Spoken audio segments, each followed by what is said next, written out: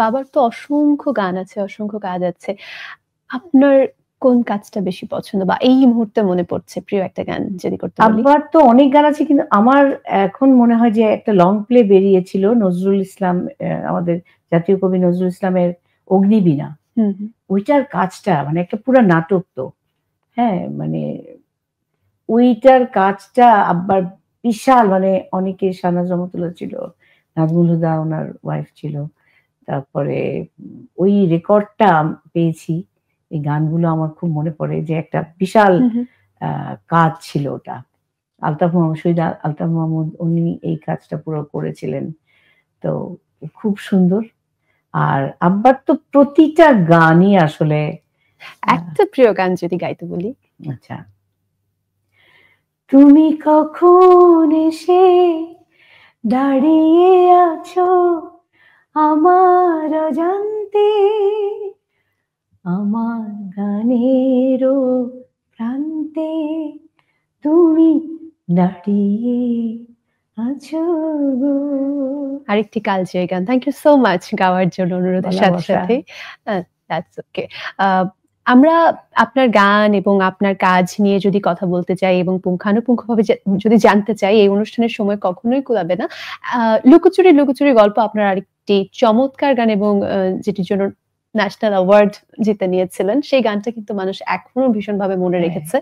এই যে একটি গান কালজয়ী হয়ে ওঠা বা দীর্ঘ বছর বেঁচে থাকা, ক্লাসিক হয়ে ওঠা, একজন শিল্পীর জীবনে এই জিনিসটা আপনার কাছে কি মনে হয়? মানে এটা একটা বিশাল ব্যাপারই। কারণ আমার একটা আম বিরতি আছে। প্রায় ১২ ১২.৫ বছর পরে আমি আবার কাম ব্যাক আমার মিউজিকে। কেন ছিল সেই বিরতিটি? নানান সমস্যা ছিল, পারিবারিক একটা আ বৈরিতা ছিল।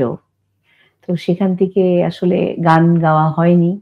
তারপরে যখন আমি কাম ব্যাক করি, আমি ভাবিনি কখনো যে আমার আবার গানে ফেরা হবে। আমি মেনে নিয়েছিলাম জীবনকে। কিন্তু আসলে আ যে এত ভালোবাসে গান, তাকে কি মানায়?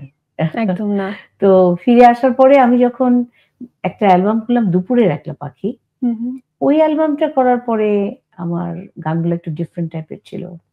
তো সেইগুলার সেই গানগুলো শুনে আমাকে এনামুল করিম নির্ঝর হুম, হুম। উনি আমাকে গানটা গাইবার জন্য বললেন। তো গাইলাম এবং তারপরেই জাতীয় পুরস্কার পেয়ে গেলাম। ইট সারপ্রাইজিং। কিন্তু মেরিল পুরস্কারও পেয়েছিলাম। সেটা তো আছেই। ১২ ১২.৫ বছর একটা দীর্ঘ সময়, এক যুগের বেশি সময় গান থেকে আলাদা থাকার জার্নিটা কেমন ছিল আপনার জন্য? তুমি যদি কোনো কিছুর সাথে অ্যাডজাস্ট করতে চাও, যে আচ্ছা ঠিক আছে, এটা আমি নাই। আমার অনেকগুলো বক্স আছে হুম।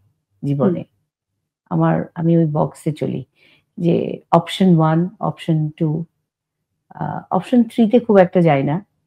তো এটা না হলে এটা হবে। কিন্তু আমি থেমে থাকব না।